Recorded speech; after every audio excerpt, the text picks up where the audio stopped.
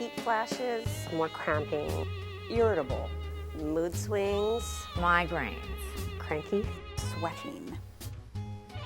Menopause has not always been talked about openly in Western culture. We spoke with 20 women between 8 and 87 to find out what they know, what they hear, and what they have experienced.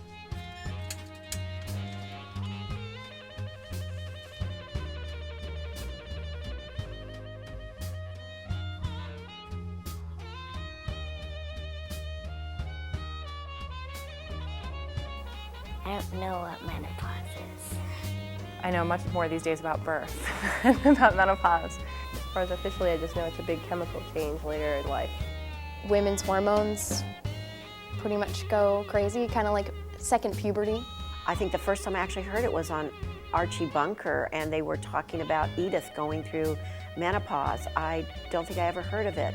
I come from a sort of loud New York family where things like menstruation are yelled and talked about very loudly. And so, you know, maybe I haven't been prepared for the subtleties of it, but I think I was reasonably prepared. One of the good parts about menopause is not having to worry about monthly periods and when it's going to come or if it's going to come or whatever. Kind of happy about the idea about not having a period anymore. I have not experienced menopause. I have talked to my mother about it. She says it's not the end of the world, even though all the symptoms she spoke about didn't seem very thrilling. I'm not too excited about it. That I will have a lot of freedom in my life to not worry about cramps anymore. That it'll be a new chapter in my life of going through from middle age to older age. And it's something that, as part of the life course, I do look forward to. And to me, I thought, okay, you're an old person, you have menopause. So it was like way out there somewhere. I never really gave it much thought until it happened. It was like, oh, gee, things are changing. And women basically stop having their period after menopause is finished. Dr. Retzler helps clarify our experience from a medical perspective. Menopause technically starts 1 year after menses cease. So the definition of menopause is 1 year after a woman stops having periods. I still have a period, but since I was 41, early I know, I have had what has been known as premenopause or perimenopause. But before that time, a woman goes through a process where her hormones fluctuate and she starts to have changes in her period. Sometimes her periods are heavier, sometimes there's a longer time between periods, sometimes there's a shorter time, and she'll start to notice symptoms.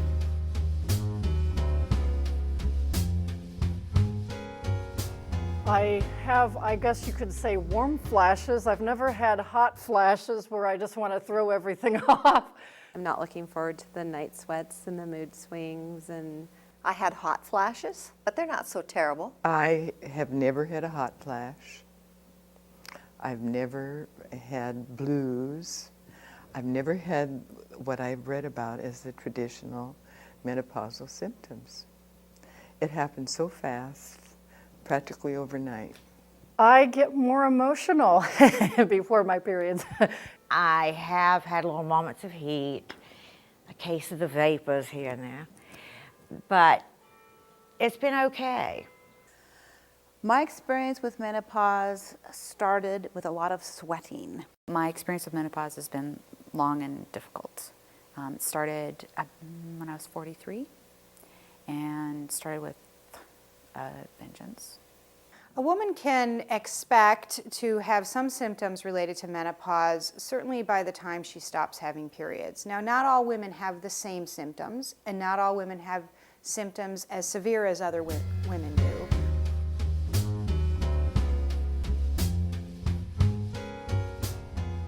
It was like I was always keyed up, and any little thing would just set me off into a tangent that I couldn't come out of it sometimes, you know, and I'd go put myself in timeout.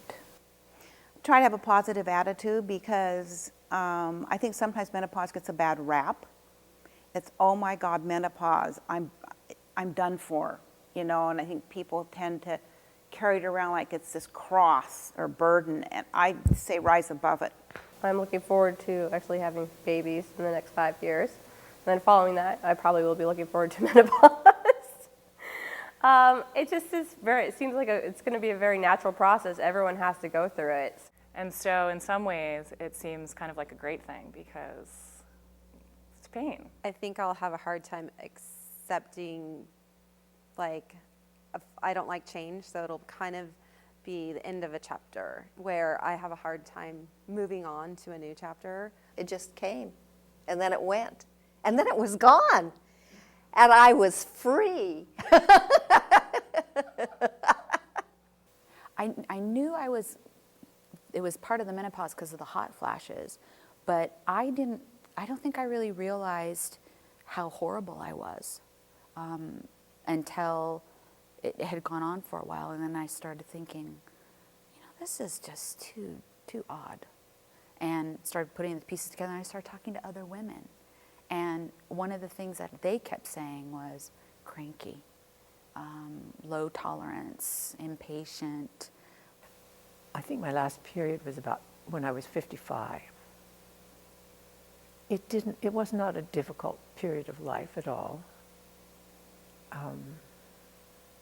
I do remember sometimes I would be singing, doing dishes or something, and it would be as if something poured into my blood, something bitter, and I would all of a sudden have a mood change. Some women will experience symptoms that are related to brain function or changes in neurotransmitters, so they can have things like anxiety when they didn't used to have anxiety, or depression. Maybe they never experienced depression before, but now then they find themselves isolating, feeling down. But I realize now that it's all hormonal. I did have a serious depression, but I was also in post-grad school. So one doesn't know, which anxiety is part of what. So I knew that my menopausal journey would look similar to my biological mother and to her sister. And so mother was very willing to let me understand the depression that she had gone through, to sort of coach me around it. She was not alive when I went through it, but I saw her go through it, and it was not a secret. The reason all women don't experience the same symptoms has to do with genetics to some extent, certainly stress management, how well she manages her stress, whether she's exercising, whether she's eating well, whether she's sleeping. So there are many variables that impact whether or not a woman experiences severe menopausal symptoms. And I had a very, very stressful job in the beginnings of my menopause, and I think it caused some real health issues because of hormone imbalance and stress at the same time in my life. Because a woman's estrogen, once she's menopausal and it's not made by the ovaries, is made by the adrenal gland hormone precursors that are converted into estrogen. So making sure the adrenal glands aren't overwhelmed by making stress hormones so they can keep up with their job of making the estrogen precursors is key. So again, managing stress. I was aware that at the time of my menopause, I was in the middle of many profound life changes.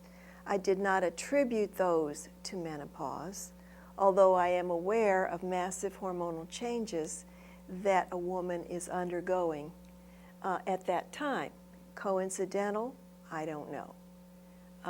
However, I too was undergoing a lot of change. Whether we can attribute that to hormonal changes or what, but I was not focused on menopause. I was focused on living and how I can best live my life.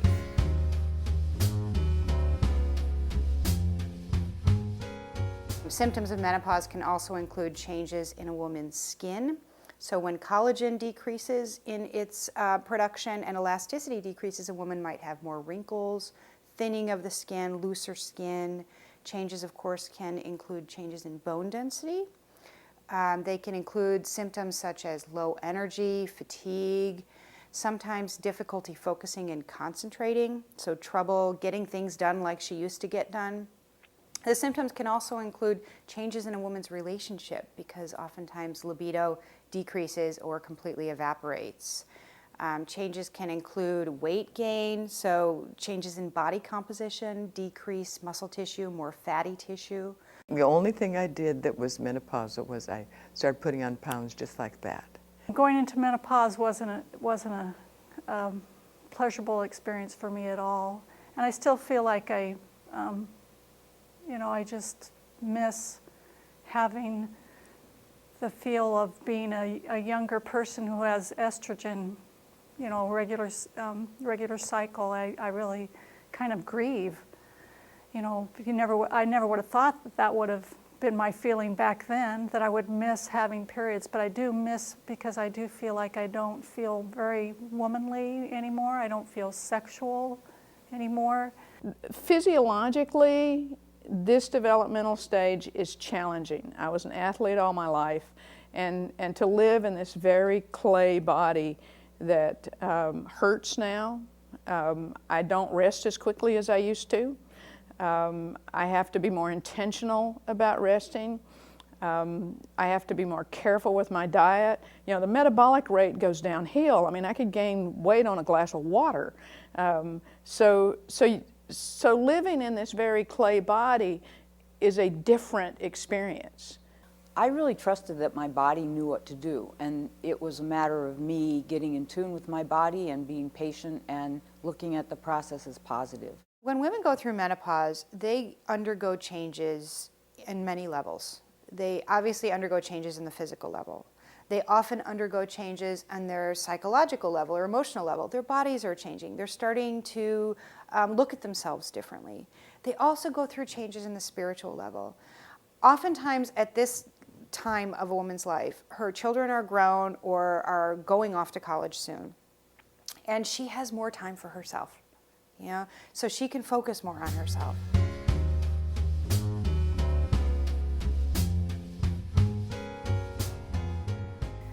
I would tell young women to stay really active, physically active, to exercise regularly.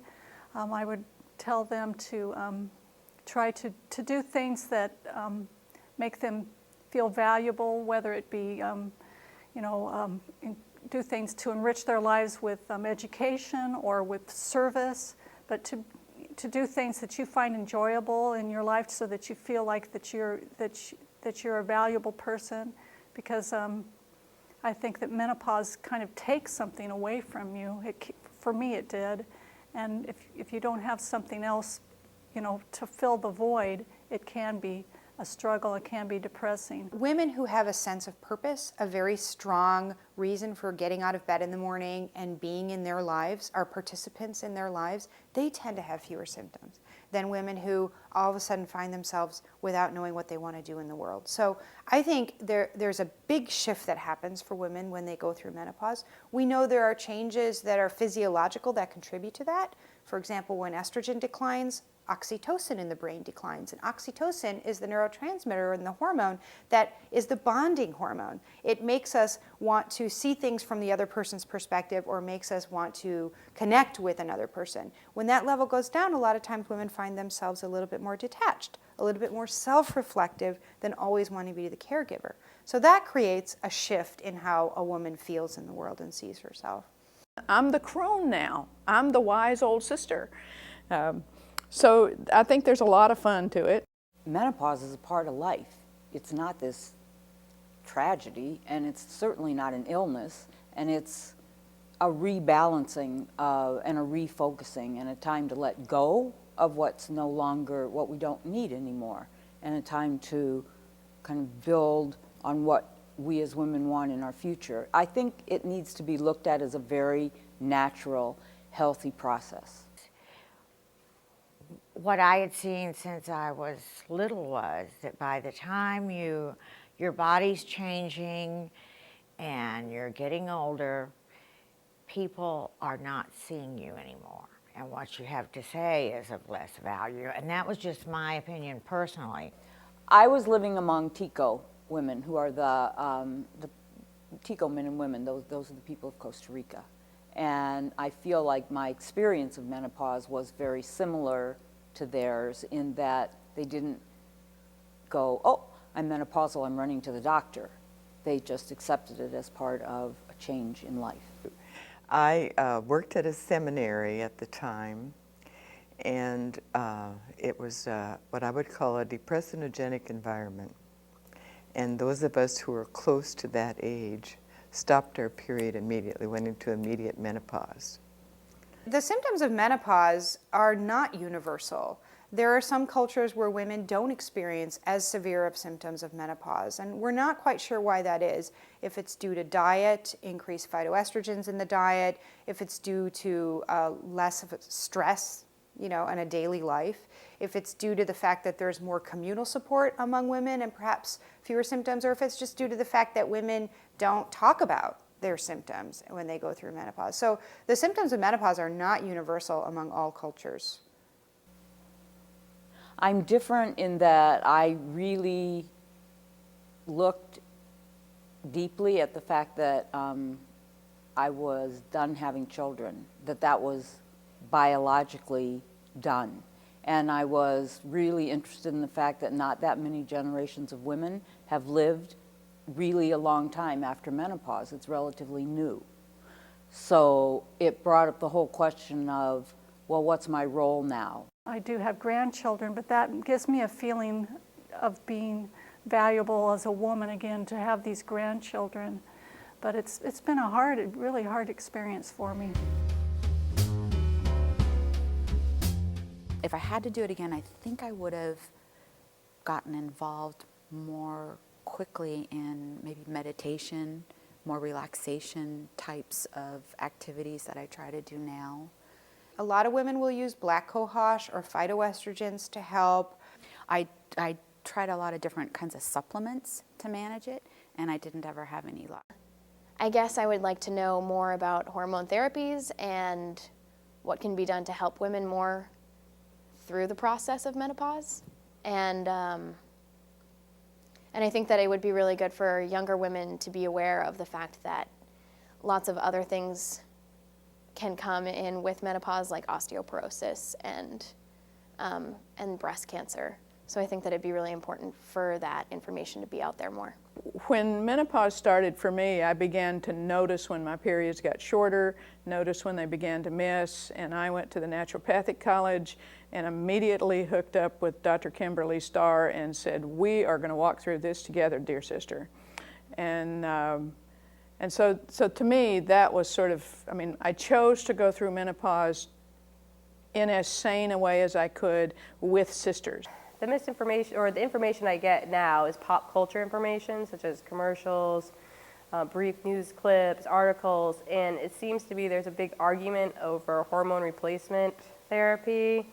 Some people say it's good, some people say it's not worth it has to do with quality of life. The benefits most women will experience, and again, it depends on the type of hormone replacement therapy they're using and the dosage, and to some extent the mode of delivery. But the benefits many women experience are relief from their hot flashes and night sweats. They start sleeping again. Their mood improves. They're simply happier, sense of well-being. Focus and concentration can improve. Certainly changes in body mass, for example, bioidentical testosterone can enable women to build muscle again and lose fatty tissue. Certainly changes in sex drive, in sense of well-being, in terms of bone health, cardiovascular protection.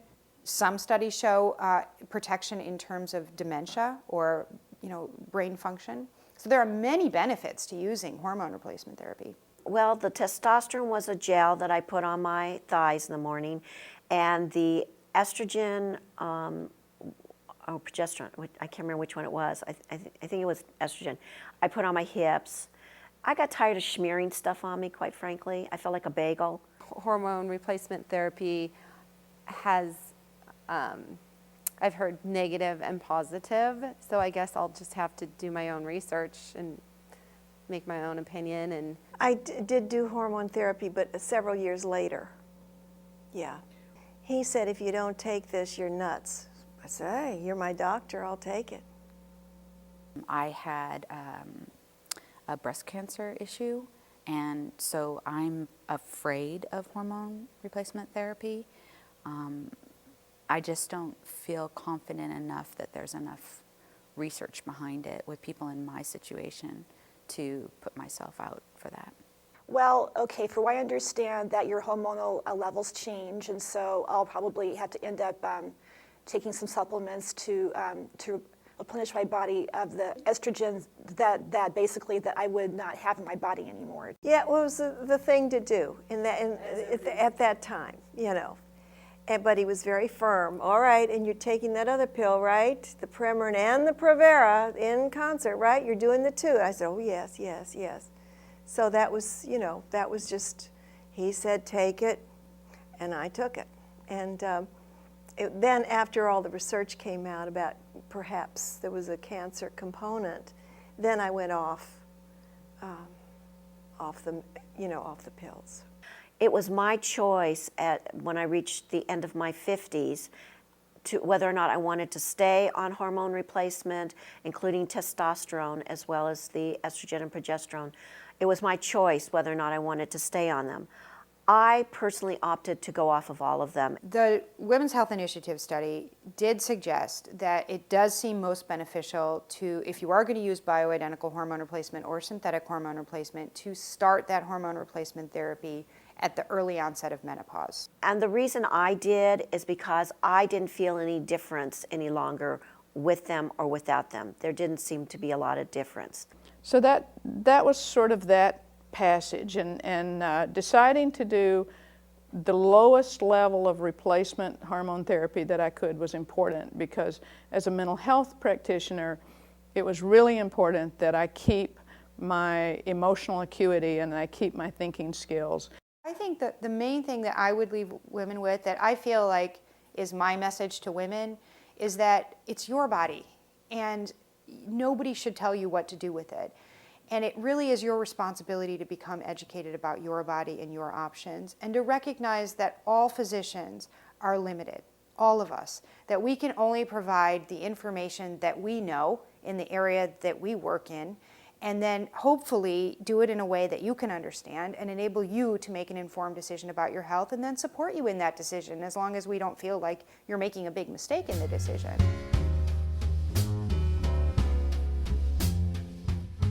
To me, I saw it as a real positive change. I started painting. I've always lived my life how I wanted, but I feel like I got very intentional about that. Like this is my time. I say that after menopause is one of the best times of life. You have the most fun. And my husband and I had a great time when the kids left home. You know, it was like we were back on our honeymoon again. I learned how to dance barefoot out on the grass in the rain with no underpants on. Just some of those really fun things. My most important tip of getting through menopause is wear bright colors. Don't become invisible. Most of it was just sort of reframing it and being willing to look at what were the joyful pieces of menopause. I mean, I remember I had been probably about a year and a half without a period when I realized I was all grown up. And it was like this incredibly wonderful celebration to really realize that I had paid my dues, I was all grown up, I had sort of become who I wanted to become, and I had earned the reputation that I carried, and my voice had weight. And instead of continuing to work toward becoming, there was this really wonderful sort of recognition that I was all grown up. I hope that I can navigate well and gracefully. I don't think that there were any particularly negative aspects. It's a phase of life.